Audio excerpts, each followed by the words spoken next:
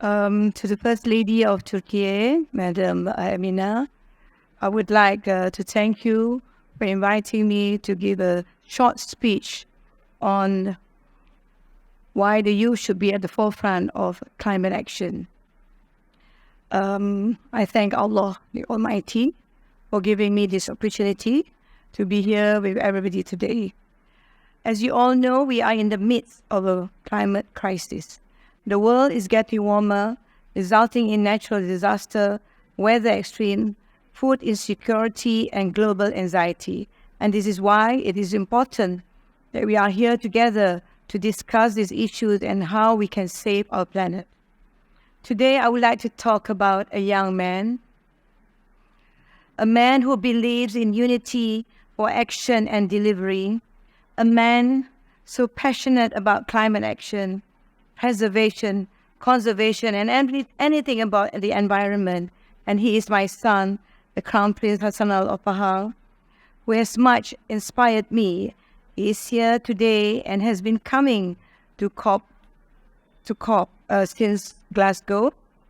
And he has been participating, not only coming, participating, where privately he learned and he returned inspired. He has been on this path since his early years. He's a little young boy, always talking to me about going green, recycling and everything since he was much younger. And he used to tell me how he wanted to protect his surroundings, the jungle, the animals, just everything he wanted to protect. I remember when we were living up on the hill and we were surrounded by jungle, and one day they started cutting the trees to build a housing estate down there. And he would come back from school and got so angry and he said, "Mama, I want to bomb them. I want to bomb them because they're ruining my jungle around the palace." So he has been hard at work protecting our state's environment and addressing the issue of food security by modernizing traditional agricultural practices. In his forward vision for climate action, he produced a blueprint for conservation for Pahang, the state that I'm from. On the ground, he is preserving a large peat swamp.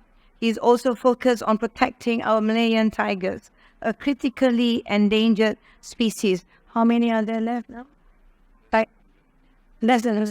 There's less than 100 million tigers left, and my son is going all out to preserve and to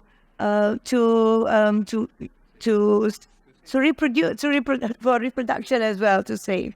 Yeah, and I'm so glad to share that he's also managed to persuade the state to gazette large areas of land to be the first tiger reserve in Southeast Asia. Most significantly, with the support of my husband, the King, who not only encourages him but also support him, he has persuaded our state government of Pahang to commit to be net zero by 2030. He says that Pahang will be net surplus by 2050 due to our high forest cover and low emissions industries. So 2030 is a realistic aspiration. I'm proud of him, not just because he is my beloved son, but because he is young and represents our country's youth. Inshallah, he will achieve his vision with his mother at the back. I am not only inspired by his vision, but also by his activism, which I want to share here as it reminds us of the role the youth can play in climate action. At COP27, he was invited by the Singapore government to speak at their pavilion on youth and sustainability. He was also invited to be a member of a roundtable by the Thunderbird School of Business with government and corporate leaders. He also spoke at the Malaysian Pavilion then on peat protection. In addition, he spoke at Project India about his efforts to protect the Malayan tiger. This year will be his third COP. He will be giving keynote speeches on the 2nd of December at both the Malaysian and Singapore Pavilion on forging green economy, and again on the 6th of December at the Malaysian Pavilion on biodiversity and water. He tells me that he is very excited to share the progress which he has made in the last 12 months. He does his mother and country proud. Even I have to say that this is pretty amazing progress to happen within a year. He reminds me that our generation did not do enough for the environment. And sadly, many of the negative impacts to the global climate have been a consequence of my generation. There is hope in our youth.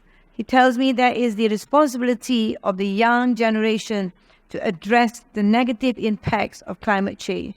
As he is blessed to be in a position as Crown Prince, he is blessed to be in a position of some influence. He sees it as his responsibility to try to lead the youth of Pahang to address climate change and achieve net zero by 2030. Just as the First Lady of Turkey is in such position to go on with zero waste and cities of the world that I went to, he is also in a blessed position to do what you both can do for the world. This is a young man who has been talking about recycling and making Pahang a garden state since his young days. He is walking the talk, and he has made many angry, many angry and unhappy, but he stands firm and he is not swayed by them. I am so proud of him and stand by him, by his side for our planet's future.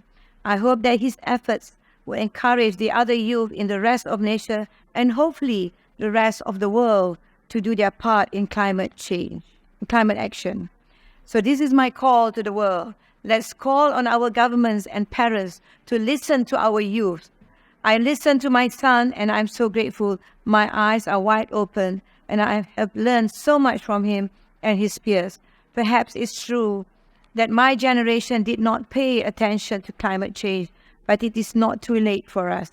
Alhamdulillah, we have our youth who have the energy and vision to make those changes to save our planet.